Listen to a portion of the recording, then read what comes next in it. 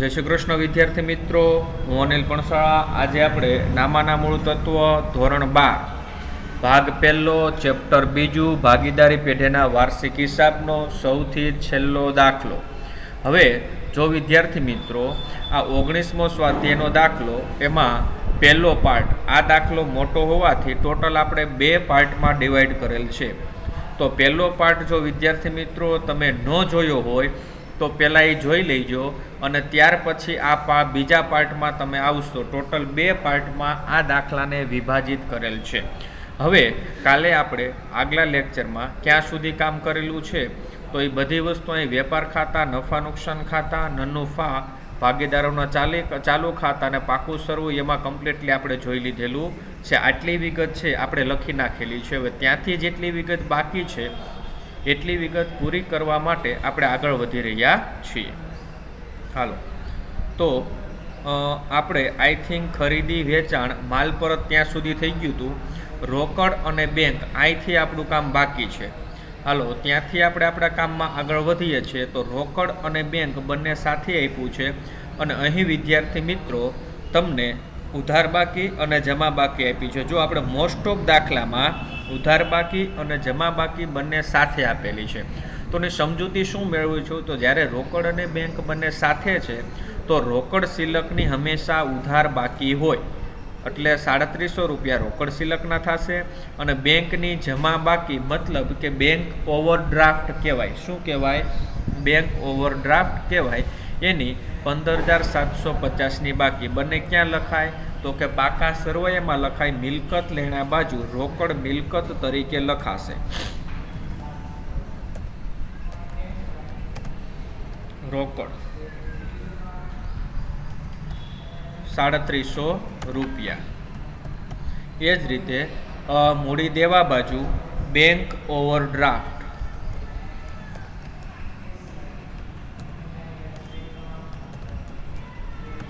Bank overdraft 15750. આ બંને આપણે રોકડ અને બેંક લખી લીધી. હુંડીઓ, હવે તમને ઉધાર બાકી અને જમા બાકી બંનેમાં હુંડીઓ આપી દીધેલી છે. હવે યાદ શું રાખવાનું, તો કે મિલકત લેણા એ ઉધાર બાકી કહેવાય. તમને કાંઈ ન આવડે તો મિલકત લેણા બાજુ જઈ અને ઉધાર બાકીમાં તમારે હુંડી તરીકે 18,000 લખવાના, અને મૂડી દેવા બાજુ જઈને જમા બાકીમાં 14,000 લખવાના. નામ આવડતા નથી તો હવે જો નામ લખતા શીખવું હોય તો લેણા બાજુ લખશો તો એને લેણી હુંડી કહેવાય.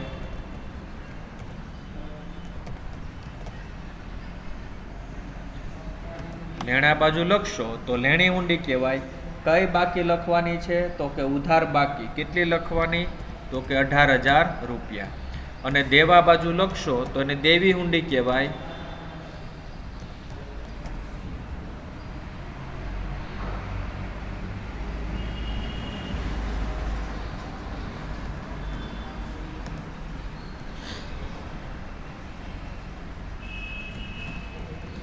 ₹14,000. તો લેણા બાજુ લેણી હુંડી, દેવા બાજુ દેવી હુંડી. મિલકત યાદ રખાય. મિલકતને ઉધાર બાકી હોય તો જે બાજુ મિલકત લખી છે એ ઉધાર બાજુ ઉધાર બાકી લખવાની. મૂડીને જમા બાકી હોય તો જમા બાજુ જમા બાકી લખવાની. હાલો, ભાડું. હવે ભાડું છે એ ધંધાનો ખર્ચ છે, બરાબર. તમારી પાસે જે કંઈ ધંધો લઈને બેઠા છો એના બદલામાં તમારે ભાડું ચૂકવવું પડે. તમારી દુકાન છે, તમારો શેડ છે, આ કાંઈ પણ છે તો એમાં તમારે ભાડું ચૂકવવું પડે. હવે ફેબ્રુઆરી 2017 સુધીનું ભાડું છે કેટલું? 22,000 રૂપિયા. હાલો, હવે આ ભાડું ધંધાના ખર્ચ તરીકે નફા નુકસાનની ઉધાર બાજુ 22,000 લખાય, પણ ફેબ્રુઆરી 2017 સુધી કીધું. હવે આપણું હિસાબી વર્ષ અહીં જો ક્યારે પૂરું થાય છે? 31/3/17. તો એનો મતલબ એમ કે 1 મહિનાનું ભાડું ચૂકવવાનું બાકી છે. કેટલા મહિનાનું? 1 મહિનાનું. તો પહેલાં ઇનર કોલમમાં લખી આવશું. અહીંથી આ ફોર્મેટ પૂરું થઈ જશે, અહીંથી જ લખી નાખશું ભાડું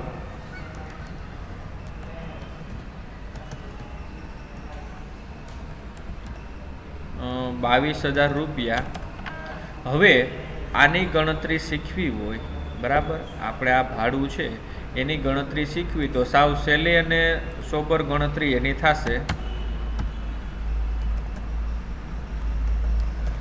ભાડું, હવે તમે જુઓ, તમને જે ભાડું આપ્યું છે 22,000 રૂપિયા, એ કેટલા સમયનું છે?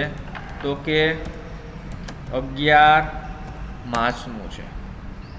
હવે તમે જોઈ શકો છો કે 22,000 રૂપિયા છે એ 11 માસનું ભાડું છે। તો 22,000 ને તમે 11 વડે ભાગી નાખો એટલે 2,000 રૂપિયા મળે। તો 2,000 રૂપિયા જે મળે છે એ આપણે ભાડું કેવું થશે? ચૂકવવાનું બાકી ભાડું મળશે। આપણને શું મળશે? ચૂકવવાનું બાકી ભાડું મળશે। ટોટલ 22,000 ભાડું આપ્યું છે, એ 11 માસનું આપ્યું છે, તો એક માસનું ભાડું કેટલું થયું? 2,000। એ ભાડું ચૂકવવાનું બાકી ભાડું થયું। તો આપણે જે ભાડું છે એમાં લખશું પ્લસ બાકી, ચૂકવવાનું બાકી। હાલો, કેટલું લખવાનું? 2,000 રૂપિયા।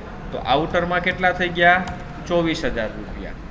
હવે 24,000 રૂપિયા આઉટર કોલમમાં થઈ ગયા। હવે 24,000 ને આ છે ટોટલ 12 માસનું ભાડું, 12 વડે ભાગી નાખશો તો એ પાછા તમને 2,000 મળી જશે। ને આપણી પાસે થયો હવાલો। હાલો, ચૂકવવાનું બાકી ભાડું, પૈસા દેવાના તો બીજી અસર મૂડી દેવા બાજુ થાય। બાકી ભાડું 2,000 રૂપિયા। હવાલો છે એની આપણે 2 અસર આપી। આ કયો હવાલો હતો? તો કે આંતરિક હવાલો હતો, એને આપણે ધ્યાનમાં લીધો।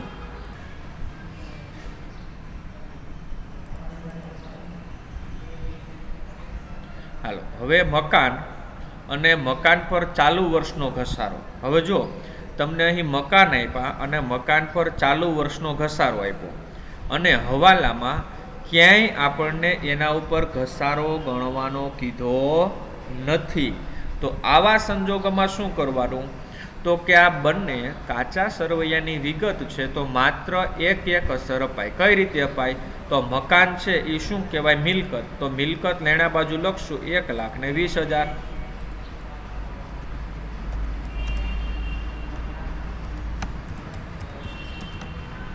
લખાઈ ગયા।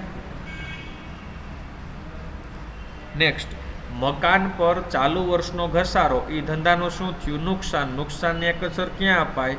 તો કે નફા નુકસાન ખાતાની ઉધાર બાજુ, તો એક અસર આપી આવું છું।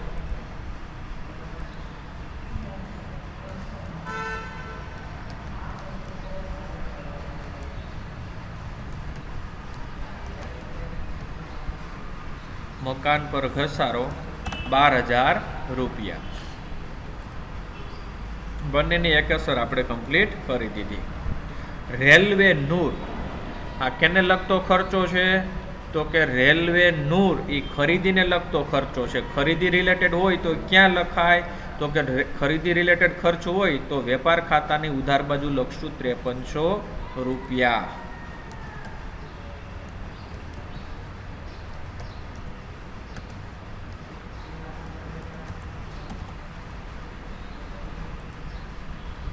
હાલો, હવે એવું ફર્નિચરનું વેચાણ અને એમાં છઠ્ઠો હવાલો। ફર્નિચર ઉપર 5% લેખે ઘસારો ગણો। ફર્નિચર છે એમાં 5% લેખે ઘસારો ગણો, કાંઈ વાંધો નહીં। પહેલાં ફર્નિચર છે 84,600, પછી એનું વેચાણ કર્યું છે 1/10/16 14,600। આ બંને વિગત ક્યાં લખાય? તો કે મિલકત લેણા બાજુ લખાશે। તો ફર્નિચર છે એમાંથી વેચાણ કરો એટલે એટલું ફર્નિચર ઘટે, એટલે એટલું ફર્નિચર બાદ કરશો ને પછી એના ઉપર ઘસારાની ગણતરી આપણે કરીશું। ચાલો,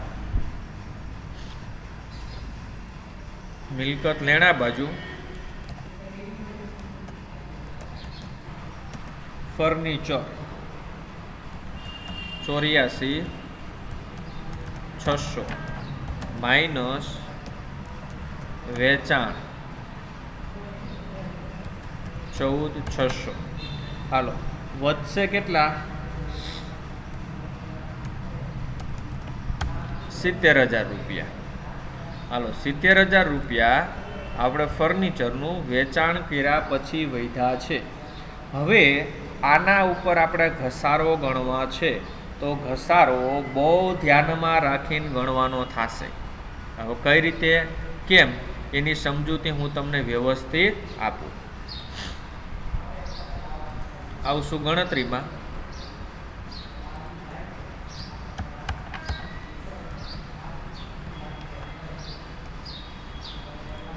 હાલો, અહીં લખશું ફર્નિચર. હવે તમે ફર્નિચરમાં જોઈ શકો છો કે શરૂઆતમાં તમારી પાસે ફર્નિચર કેટલું હતું? 84,600. બરાબર. એમાંથી તમે શું કર્યું? તો કે 14,600નું વેચાણ કર્યું. એટલે તમારી પાસે ટોટલ ફર્નિચર આખા વર્ષ માટે કેટલું છે? 70,000. હાલો, આ જે હતું એ કેનું હતું? શરૂનું. પછી આનું શું કર્યું? વેચાણ. હવે તમારી પાસે 70,000 છે, એ આખા વર્ષ માટે તમે ફર્નિચર વાપરો છો, તો 70,000 ઉપર આખા વર્ષનો ઘસારો ગણાય. કેટલા વર્ષનો? આખા વર્ષનો ઘસારો ગણાય. કેટલા ટકા લેખે કીધું છે? તો કે 5% લેખે કીધું છે. તો એને ગુણ્યા 5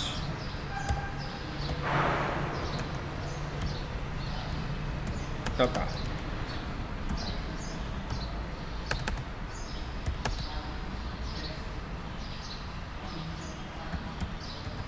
એટલે 3500 રૂપિયા ઘસારો થયો. જ્યારે આનું જે વેચાણ કર્યું છે એ તમે કઈ તારીખે કર્યું છે?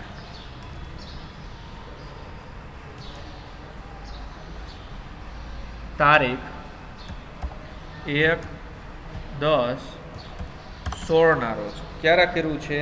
1/10/16 ના રોજ તમે એનું વેચાણ કરેલું છે. હવે તમારું હિસાબી વર્ષ ક્યારથી ચાલુ થયું હોય, તો તમારી આખી ગણતરી એની કરવી પડે.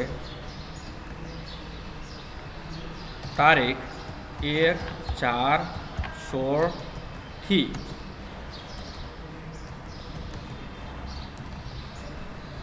તારીખ 1/10/16.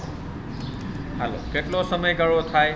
તો કે 4, 5, 6, 7, 8, 9 અને 10. 4, 5, 6, 7, 8, 9. 10મો મહિનો નહીં આવે, કારણ કે એની પહેલી તારીખ છે. એટલે ટોટલ કેટલા માસ થશે? 6 માસ થાય. તો તમારે 6 માસનું 14,600 પર છે ઘસારો ગણવાનો થાય. હાલો, કેટલા ટકા વાર્ષિક ઘસારો કીધો છે? તો કે 5%. હાલો, 5% ઘસારો કીધો છે અને કેટલા માસનો? 6 માસનો. એટલે 6/12. હાલો, પહેલા 5% કરવાના, જે આવે એના પાછા અડધા કરવાના, એટલે 300 ને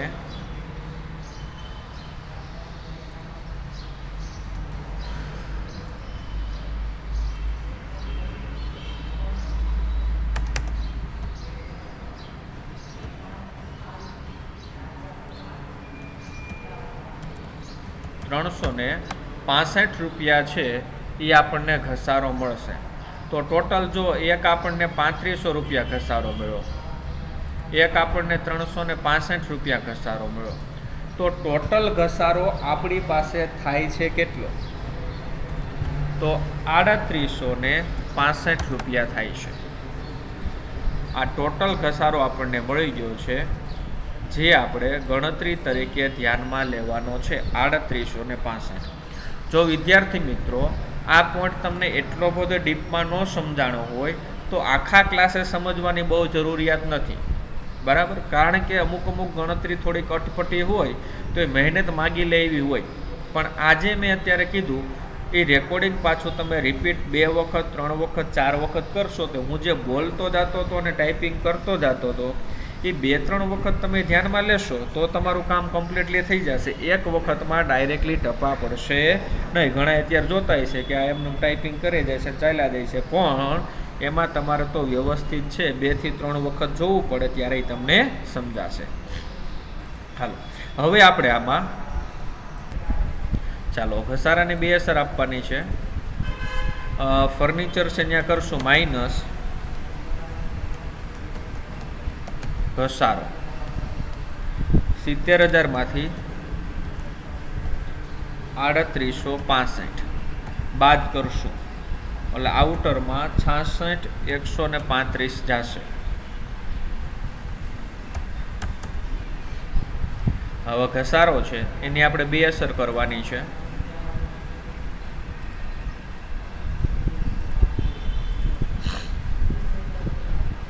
નફા નુકસાન ખાતાની ઉધાર બાજુ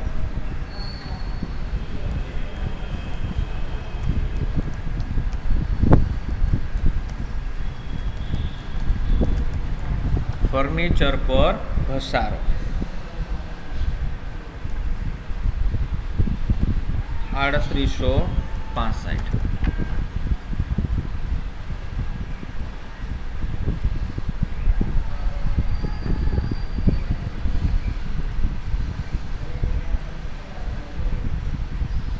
હાલો, ફર્નિચરનું કામ પૂરું. દેવાદાર છે એની ટોટલ અસર આપી દીધી હતી. લેણદાર બાકી છે તો લેણદારની જમા બાકી હોય 16,800 મૂડી દેવા બાજુ.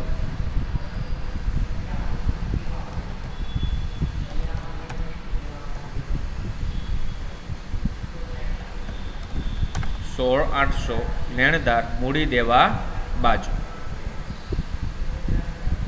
હાલો, પગાર ત્રીજો હવાલો છે તો હવાલો છે તો ઇનર કોલમમાં લખી આવું છું પગાર 20,000 રૂપિયા. નફા નુકસાન ખાતાની ઉધાર બાજુ પગાર 20,000 રૂપિયા. હવે હવાલામાં જે પ્રમાણે કીધું છે એ પ્રમાણે જોઈએ. 5મો હવાલો જોઈએ દર માસની આખર પગાર. ત્રીજો હવાલો જઈને માસિક પગાર ₹700 લેખે આપવાનો છે, જેમાં 4 માસનો પગાર તેમણે ઉપાડી લીધો છે, જેનો સમાવેશ પગારમાં થયો છે. તો આપણી પાસે જે પગાર રહ્યો ને એમાં જય એ કોણ છે તો કે ભાગીદાર છે. જય છે એ ભાગીદાર છે. હવે એ ભાગીદાર છે એણે ધંધામાંથી પગાર લીધો છે.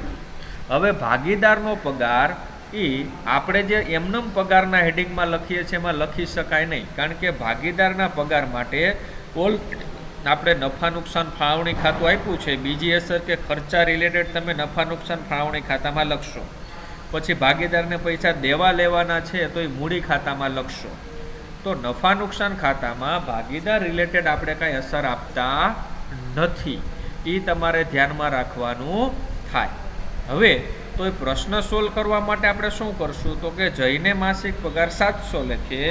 4 માસનો પગાર એણે ઉપાડી લીધો છે ને એ પગારમાં લખી નાખ્યો છે. તો તમારે 7 દુ 14, 14 દુ 2800 રૂપિયા છે એ પગારમાંથી બાદ કરવાના થાય, કારણ કે અહીં તમે ભૂલથી નોંધેલા છે. પગારમાં છે એ ભૂલથી નોંધ્યા છે. કોનો પગાર લખ્યો છે તો કે જયનો પગાર.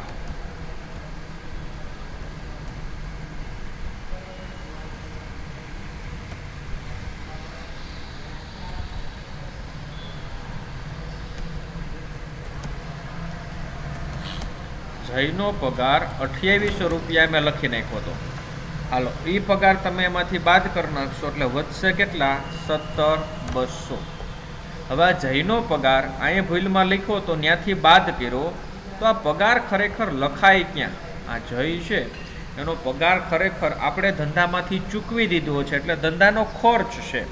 તો નફા નુકસાન ફાળવણી ખાતામાં ન લખાય તો જયનો પગાર નફા ખાતાની ઉધાર બાજુ લખાય. બરાબર, તો અહીં લખશું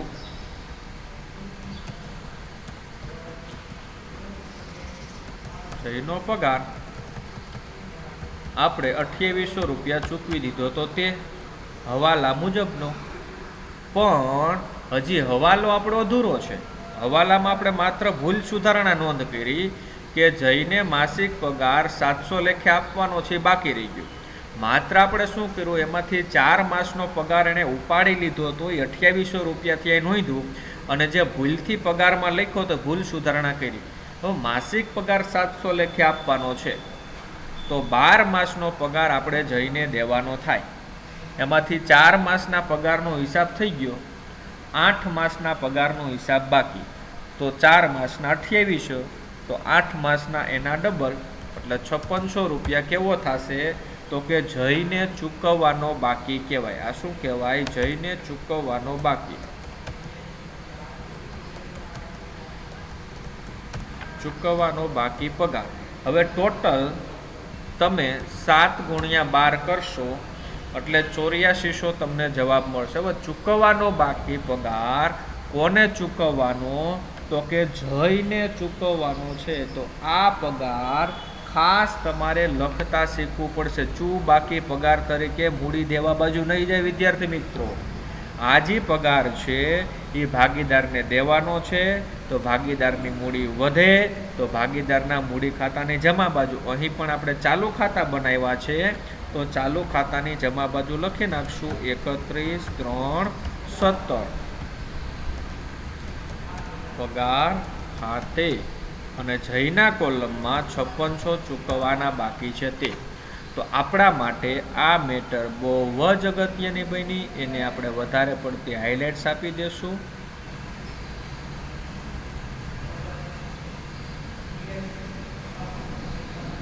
આજે એન્ટ્રી છે ને ખાસ તમે ધ્યાનમાં લેજો, પગાર ખાતે. આજે પગાર ખાતે લખ્યું એ અહીં લખાશે. કેની અસર આપી, તો કે આને તમારે કરવું હોય તો જોઈ લ્યો, કારણ કે વાત સાચી છે. 2 અસર તમારે જોવી હોય તો આ રીતની કરો તો ફટાફટ ખબર પડે કે આ 2 એન્ટ્રી કઈ રીતે કરી છે. એ ખાસ તમારે ધ્યાનમાં લેવાની થાય. આગળ વધીએ. હજી એક આંતરિક હવાલો આવ્યો. વીમા પ્રીમિયમ 30/6/17 રોજ પૂરા થતા વર્ષનું 3600 સહિત 5700 આપ્યું છે. વીમા પ્રીમિયમ ધંધાનો ખર્ચ નફા નુકસાન ખાતાની ઉધાર બાજુ 5700 રૂપિયા.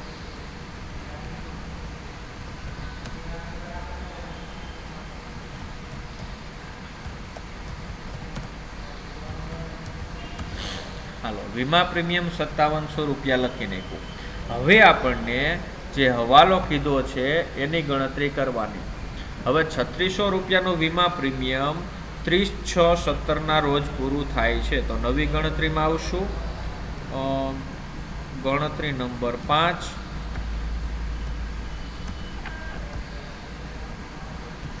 વીમા પ્રીમિયમ. હાલો, હવે આ કેટલું વીમા પ્રીમિયમ લેવાનું છે? 3600. આ 3600 વીમા પ્રીમિયમ તારીખ ક્યારે પૂરું થાય છે? તારીખ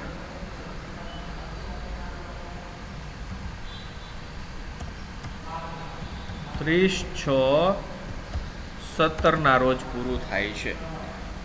તો આપણે આ જોવાનું કે આ જે તારીખ છે એ આપણે હિસાબી વર્ષ સમય દરમિયાનની છે કે હિસાબી વર્ષ સમય પછીની છે.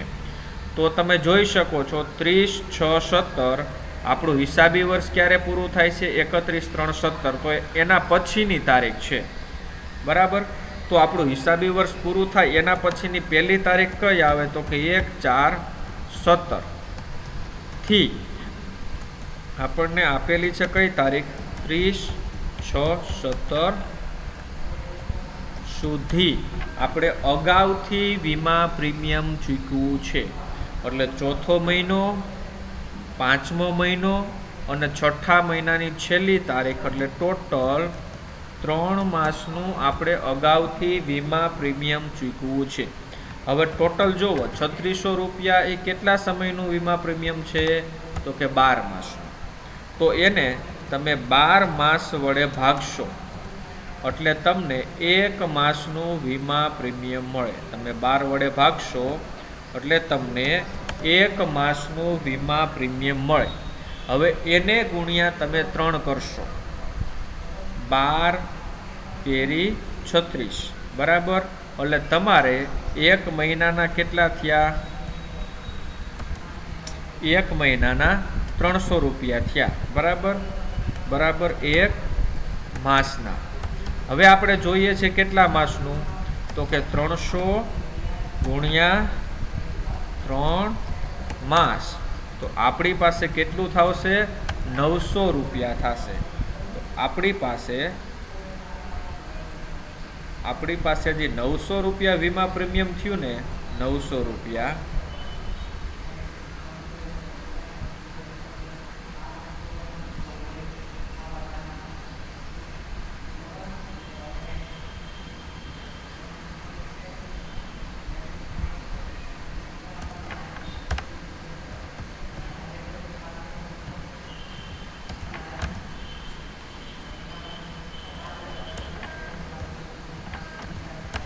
આ 900 રૂપિયા જે વીમા પ્રીમિયમ થશે એ આપણે અગાઉથી ચૂકવેલું વીમા પ્રીમિયમ થશે। કયું વીમા પ્રીમિયમ થશે? અગાઉથી ચૂકવેલ વીમા પ્રીમિયમ। કારણ શું? તો કે એ જે આપણે 3600 રૂપિયાનો વીમો લીધો એ વીમો 30/6/17 રોજ પૂરો થાય છે, પણ આપણે હિસાબી વર્ષ 31/3/17 પૂરું કરી દેવાનું છે। તો એના પછીના 3 માસના પૈસા પણ અત્યારથી આપણે ચૂકવી દીધેલા છે, તો એને અગાઉથી ચૂકવા કહેવાય। અગાઉથી ચૂકવા કહેવાય તો અચ્છું વિપરી માઇનસ થશે।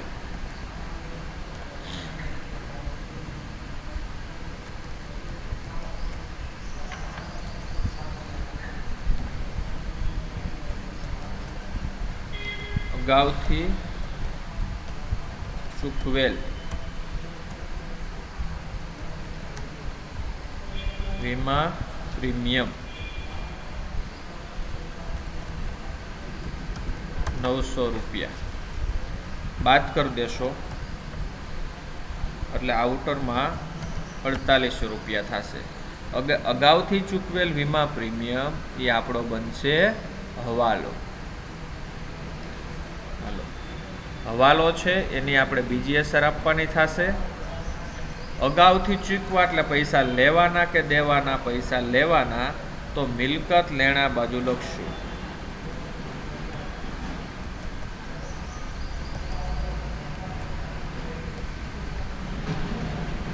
અચૂ વિપરી 900 રૂપિયા અગાઉથી ચૂકવેલ વીમા પ્રીમિયમ 900 રૂપિયા।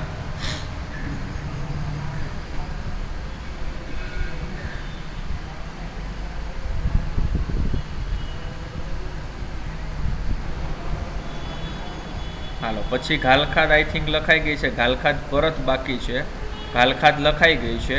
હવે જો ઘાલખાદ છે એની ઉધાર બાકી છે અને ઘાલખાદ પરતની જમા બાકી છે, તો ઘાલખાદ પરતની જમા બાકી ધંધાની આવક કહેવાય। આવક લખાય નફા નુકસાન ખાતાની જમા બાજુ, 2 લાઈન છોડીને।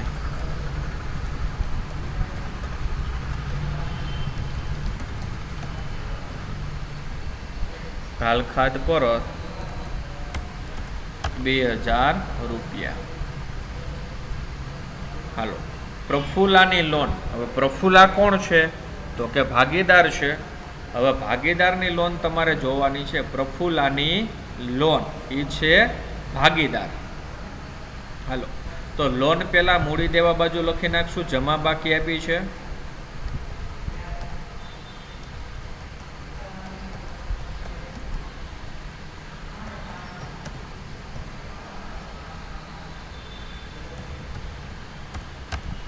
હાલો હવે ભાગીદારની લોન છે એના ઉપર વ્યાજ આપણે ગણવાનું થશે।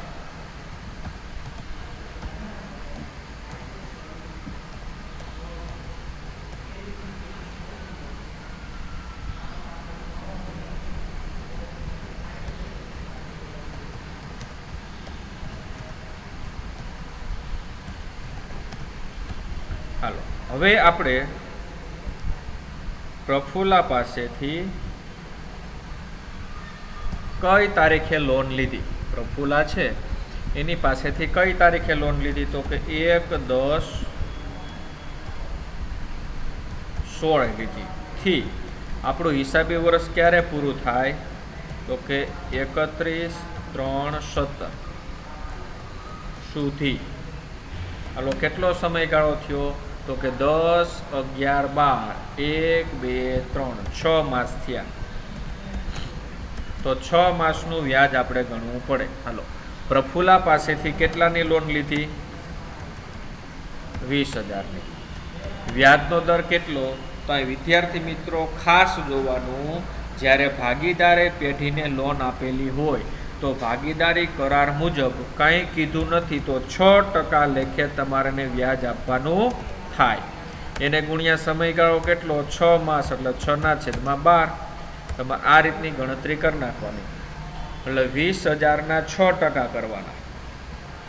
20,000 છે એના 6% કરવાના એટલે 1200 રૂપિયા બરાબર. આખા વર્ષના 1200 તો 6 માસના 600 રૂપિયા.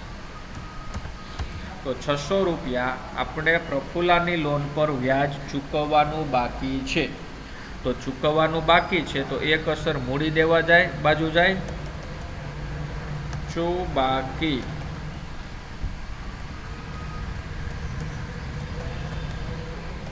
લોન પર વ્યાજ 600 રૂપિયા.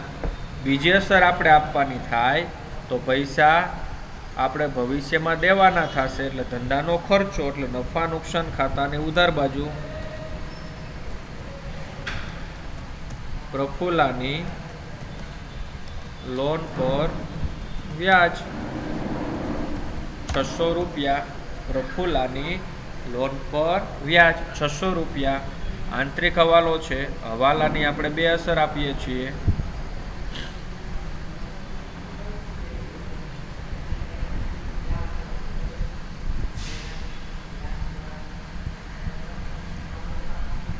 હાલો પૂરું. વેતન પછી વેતનની સાથે તમને શું કીધું છે? મજૂરી. મજૂરી ક્યાં લખાય? વેપાર ખાતાની ઉધાર બાજુ 11,000 રૂપિયા.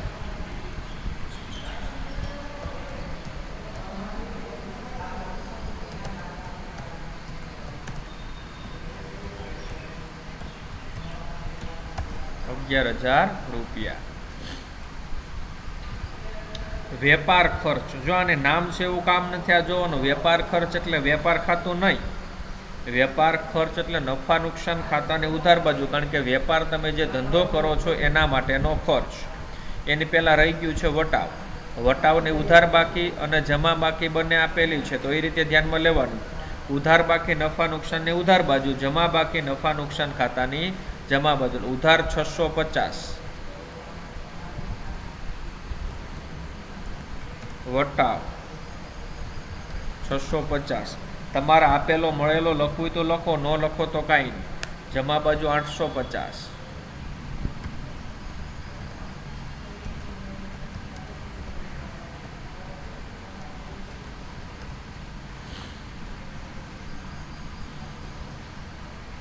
હવે વેપાર ખર્ચ નફા નુકસાન ખાતાની ઉધાર બાજુ 1050.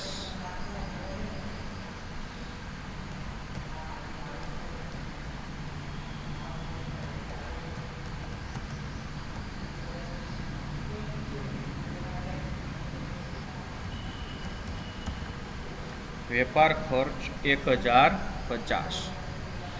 હવે એના પછી આપણને આપ્યું છે જાહેરાત ખર્ચ 8,000 રૂપિયા. નફા નુકસાન ખાતાને ઉધાર બાજુ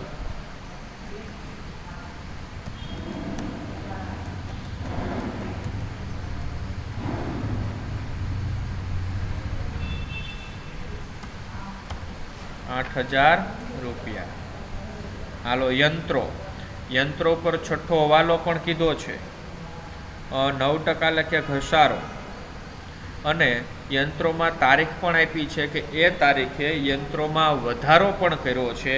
હવે જ્યારે તમે ઇનર કોલમમાં આવો વધારો આપે કે હવાલામાં આવો કંઈ વધારો ઘટાડો આપે તો તમારી મેઇન રકમને ધ્યાનમાં લેવાની અને એને ધ્યાનમાં લઈને કરવાની કે આજે 52,000 રૂપિયા આપ્યા છે એમાંથી 12,000 રૂપિયા એણે 31/12/16ના રોજ વધારો કર્યો છે.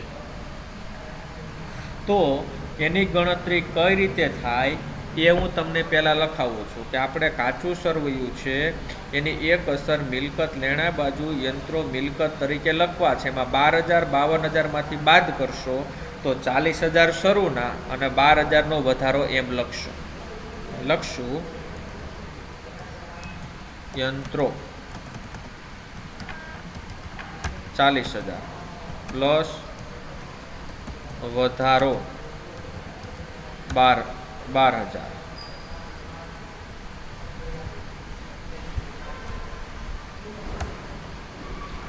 આ રીતે આપણી પાસે 52,000 રૂપિયા થયા. હવે આપણે એનો ઘસારો ગણવાનો છે, તો ગણતરીમાં વહી જશું આપણે ઘસારો ગણવા માટે.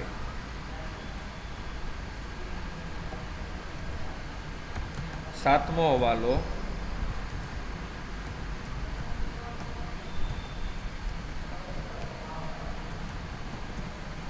યંત્રો પર ઘસારો. હવે તમે જો શરૂના યંત્રો કેટલા હતા એને તમારે ધ્યાનમાં લખવાનો. તો ગણતરી મુજબ તમારી પાસે હતા શરૂના યંત્રો 40,000 રૂપિયાના. હવે એના ઉપર કેટલા ટકા ઘસારો ગણવાનો કીધો? 9%. તમારે 9% લેખે ઘસારો ગણવાનો થાય. એટલે 4 9 ને 36. 3600 રૂપિયા તમારો ઘસારો થયો છે. હવે તમે એમાં શું કર્યું છે? તો કે વધારો કર્યો છે. તો વધારો ક્યારે કર્યો? વધારો છે એ તમે કઈ તારીખે કર્યો? તો કે એની તારીખ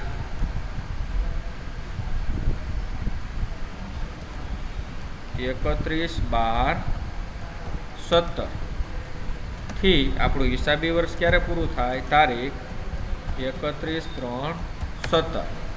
હાલો, તો 31/12 કીધું તો 12મો મહિનો ધ્યાનમાં લેવાય નહીં. કારણ શું? એની છેલ્લી તારીખ છે. તો પહેલો, બીજો અને ત્રીજો ટોટલ કેટલા માસ થયા? 3 માસ થયા. હવે 3 માસનો વધારો તમારે ધ્યાનમાં લેવાનો. હાલો, વધારો કેટલાનો છે? 12,000 રૂપિયાનો. ઘસારાનો દર કેટલો છે? 9%. કેટલા સમયનો ઘસારો ગણવાનો છે? તો કે 3 માસનો, એટલે 3/12. બરાબર. તો તમારે અહીં 12,000 રૂપિયા એવા છે, એના 9% કરવાના, એને ગુણ્યા 3/12, એટલે તમારી પાસે આવશે 270 રૂપિયા. તો તમારી પાસે બે રકમ રૂપિયા એવા, એક ટોટલ 3600 રૂપિયા એવા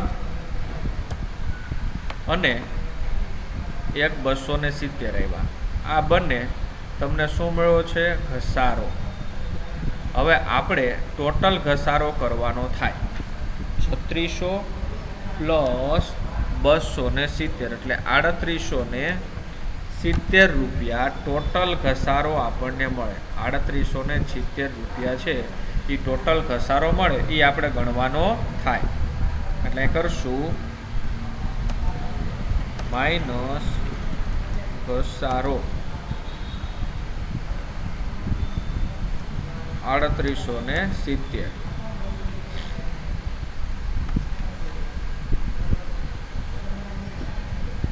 52,000 માંથી 3870 બાદ કરતા આઉટરમાં 48,130.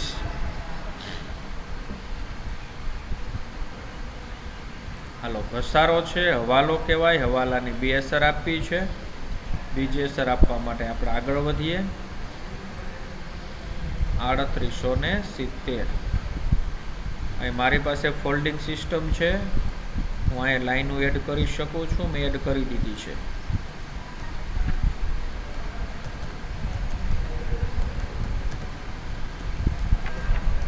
યંત્રો પર ઘસારો 3870. હવાલો છે, કલર કોમ્બિનેશન આપીશું. હાલો, એના આગળ હવે કાચું સરવૈયું આખું કમ્પ્લીટલી પૂરું થઈ ગયું છે.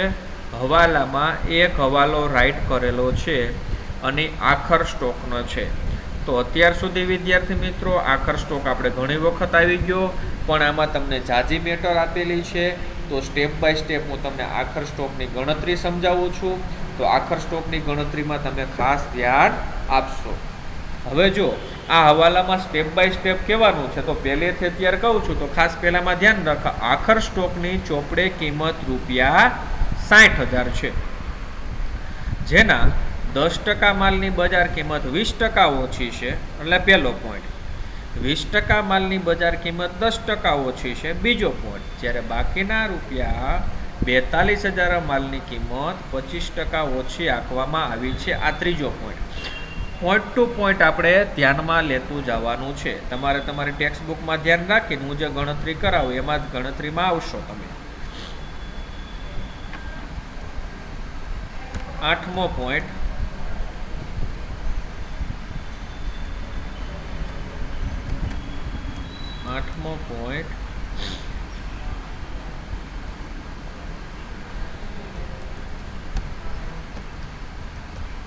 આખર સ્ટોક. હવે તમને આખર સ્ટોક આપ્યો છે કેટલો, જેના આપણે 3 પાર્ટ પાડવાના છે. કેટલા પાર્ટ? 3 પાર્ટ. તો આખર સ્ટોક તમને આપ્યો છે 60,000નો. એમાંનો પહેલો પાર્ટ તમને શું કીધું છે? 10% માલ કીધો છે.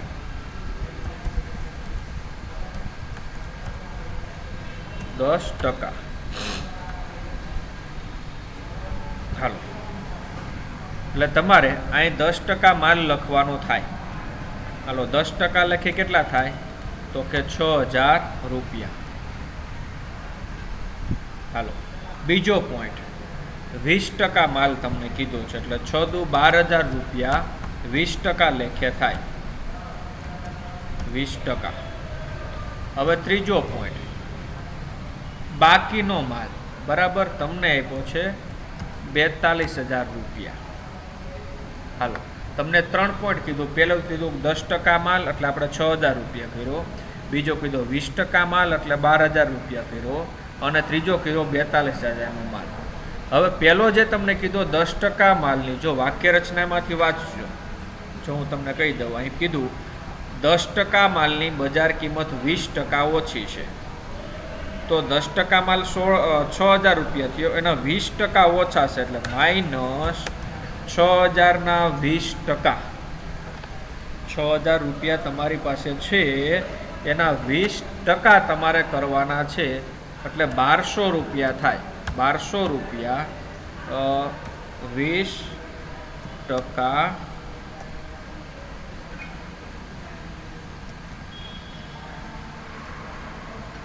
ઓછી.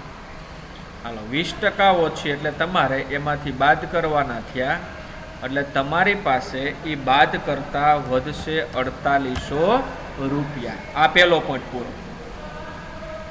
બરાબર, આ કયો પોઈન્ટ પૂરો? પહેલો પોઈન્ટ. હવે બીજું વાક્ય જોઈએ, તો કે 20% માલની બજાર કિંમત 10% ઓછી છે. તો 20% માલ 12,000, એમાં 10% ઓછા છે, તો 12,000ના 10% પણ કેટલા થયા? 1,200 રૂપિયા. 10% ઓછી એટલે લખી નાખશું 10% ઓછી. હાલો, 10% ઓછી કરવાની કીધી, કરી નાખીએ. 12,000માંથી 1,200 રૂપિયા બાદ કરો એટલે 10,800. જ્યારે બાકીના માલની એટલે કે 42,000ના માલની કિંમત 25% ઓછી, તો 42,000ના તમારે કરવાના 25%, એટલે તમારી પાસે આવશે 10,500. એ શું કરવાના છે? ઓછા. કેટલા? 25% ઓછી. હાલો, 42,000માંથી 10,500 બાદ કરો એટલે 31,500 મળે. તો દરેકમાં સ્ટેપ બાય સ્ટેપ તમે કિંમત ઓછી થાય છે એ જોઈ લીધું. એટલે 60,000 રૂપિયા જે આપણને આપ્યા હતા એના ટોટલ આપણે 3 પાર્ટ કર્યા. એના ટોટલ આપણે કેટલા કર્યા? 3 પાર્ટ કર્યા છે.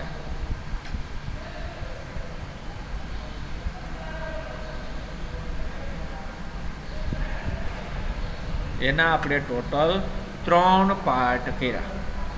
હવે નિયમ એવો છે કે જે ઓછી કિંમત હોય તે ધ્યાનમાં લેવાય. આખર સ્ટોકનો નિયમ કેવો છે કે જે ઓછી કિંમત હોય તે ધ્યાનમાં લેવાય. તો 6000 એ જૂની કિંમત, નવી કિંમત 4800, બેમાંથી ઓછી કિંમત કઈ તો કે 4800 રૂપિયા, એને આપણે ધ્યાનમાં લેશું. હાલો, 12000 જૂની કિંમત, નવી કિંમત 10800, ઓછી કઈ 10800, એને આપણે ધ્યાનમાં લેશું. 42000 જૂની કિંમત, નવી કિંમત 31500, ઓછી કઈ 31500, એને આપણે ધ્યાનમાં લેશું. તો આપણી પાસે ટોટલ કઈ રીતે થશે? 4800 પ્લસ 10800 પ્લસ 31500. ટોટલ આપણી પાસે કેટલા થયા? 4800, 10800, 31500. ટોટલ 47100 આખર સ્ટોકની કિંમત થઈ. કેટલી થઈ? 47100. એની બે અસર આપણે આપવાની થાય. એટલે એક અસર જાય વેપાર ખાતાની જમા બાજુ, આખર સ્ટોક 47100, અને બીજી અસર ક્યાં જાય? મિલકત લેણા બાજુ જાય, આખર સ્ટોક 47100.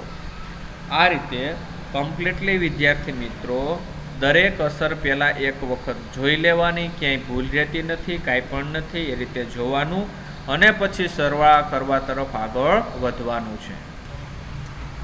ચાલો વિદ્યાર્થી મિત્રો, આપણે સરવાળા તરફ આગળ આવીએ. વેપાર ખાતામાં આપણે આવીએ છીએ. તો વેપાર ખાતામાં જોઈએ છે તો કે જમા બાજુનો સરવાળો 1,17,700 થાય છે અને ઉધાર બાજુનો સરવાળો 2,62,300 થાય છે. એનો મતલબ કે ઉધાર બાજુ રકમ ઓછી છે તો જમા બાજુની રકમ આપણે ઉધાર બાજુ લઈ જઈશું અને ઉધાર બાજુની આ બધી વિગત બાદ કરશું.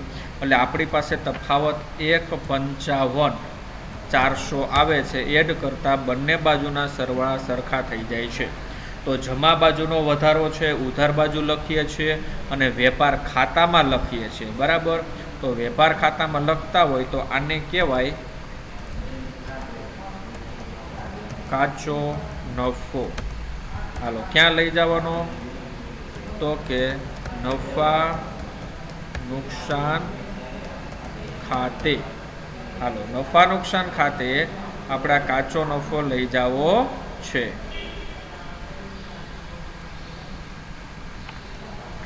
તો વેપાર ખાતાની ઉધાર બાજુ છે, ક્રોસ એન્ટ્રી નફા નુકસાન ખાતાની જમા બાજુ જાય. ક્યાંથી લાવ્યા? તો લખવાનું વેપાર ખાતેથી. વેપાર ખાતેથી આપણે કાચો નફો લાવ્યા છીએ. હવે એમાં સરવાળો જોઈ લઈએ. તો એમાં જમા બાજુનો સરવાળો 1,58,200 થાય છે, જ્યારે ઉધાર બાજુનો સરવાળો 78,475 થાય છે. તો જમા બાજુના સરવાળામાંથી ઉધાર બાજુનો સરવાળો બાદ કરતા ઉધાર બાજુ ડિફરન્સની રકમ આવે છે 79,775, જે એડ કરતા 79,775 એડ કરતાં બંને બાજુની રકમનો સરવાળો સરખો થઈ જાય છે. હવે નફા નુકસાન ખાતાની જમા બાજુનો સરવાળો વધુ થયો તો આને કહેવાય ચોખ્ખો નફો. ક્યાં લઈ જવાનો? નફા નુકસાન ફાળવણી ખાતે.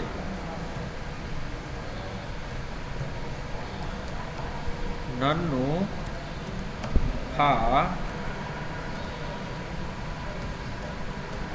ખાતે, નફા નુકસાન ફાળવણી ખાતે.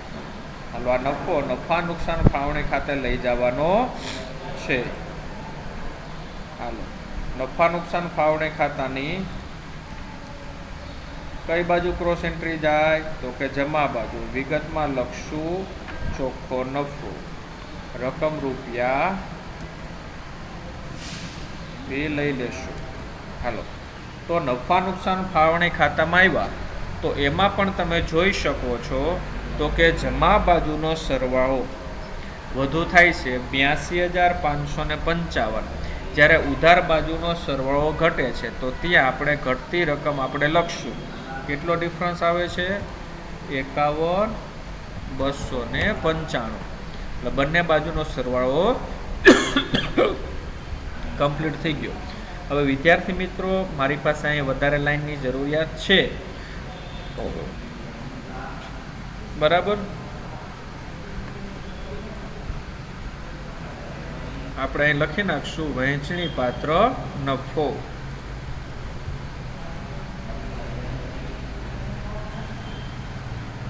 અહીં લખશું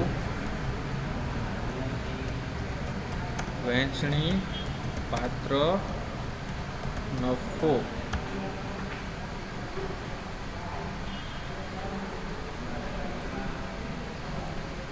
અહીં ભાગીદારના નામ લખી નાખશું જય અને પ્રફુલ્લા.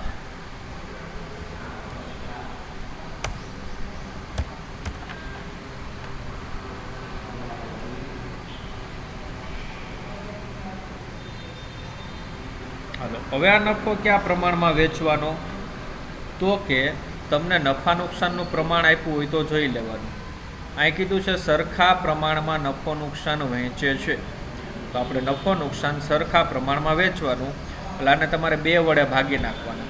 હવે આપણે ખબર છે કે છેલ્લે 5 રૂપિયા છે, તો બેયને 2.5 રૂપિયા આપી શકાય, એ શક્ય ન બને. તો પહેલા ભાગીદારને 1 રૂપિયા આપણે વધુ આપી દેશું અને ભાગ પાડી દેશું સરખા. 25,648, 25,647. બે ભાગીદારને આપણે નફો વેચી દીધો છે. ક્રોસ એન્ટ્રી ક્યાં જાય? ભાગીદારના ચાલુ ખાતાની જમા બાજુ. તારીખ લખશું 31/3/17.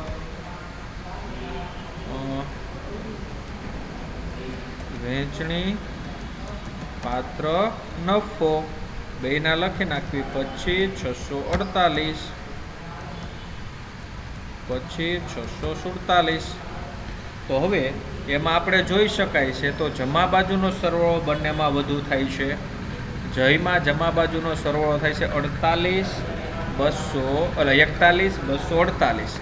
હવે ઉધાર બાજુ ડિફરન્સની રકમ બાકી આગળ લઈ ગયા તરીકે લખ્યું છે, એમાં તફાવત લખી 15,508. તો એ બાજુનો સરવાળો મળી ગયો.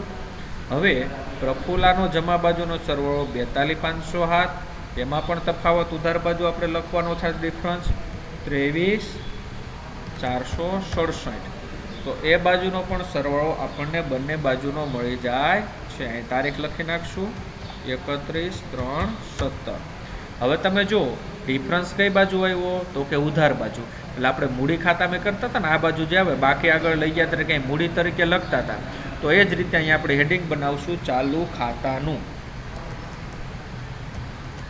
ચાલુ ખાતા. પછી ત્યાં લખતા જશું જય, એની બાકી આવી 15,508. પ્રફુલ્લા એની બાકી આવી 23,467. હવે આ બંને બાકીનો સરવાળો આપણે કરશું આઉટરમાં 38,975. એટલે આપણને બંને બાજુના પાકા સરવૈયાના સરવાળા મળી ગયા. તો ગાણિતિક દ્રષ્ટિકોણથી આ દાખલો આપણો સાચો ગણાય. દરેક એન્ટ્રી વ્યવસ્થિત ધ્યાનમાં લેવાની. આ બાકી આપણે શોધી, એની આપણે 2 અસર આપી દીધી છે, એને આપણે લઈ લઈએ ધ્યાનમાં. અહીં આપણે 2 અસર આપી છે, એ રીતે આપણે ધ્યાનમાં લીધી. મળીશું નેક્સ્ટ ચેપ્ટરમાં. આ ચેપ્ટર અહીં પૂરું કરીએ છીએ, અને જે કાંઈ બીજા દાખલા ગણવા યોગ્ય, કરાવવા યોગ્ય હશે તો પણ આપણે એને ધ્યાનમાં લેશું.